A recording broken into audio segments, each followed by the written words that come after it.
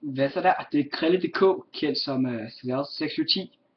Jeg har lavet en ny channel, i stedet for Serveret 610. Man kan sige, at jeg starter fra ny. At jeg ikke... Serveret 610 er væk. Den er gemt helt væk, så nu prøver jeg at starte fra ny. Helt ny.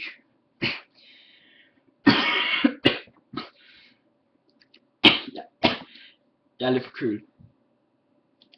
Men jeg starter fra en helt ny en. Krille.dk, som jeg lige har sagt. Ja, jeg ser frem til, hvis det er ligesom jeg også, så vil jeg også 2610. Så det var den her lille korte video om, jeg har startet op igen med Krille.dk.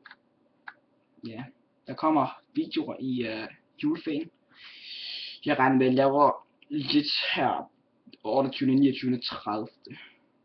Men vi ses. Krille.dk out.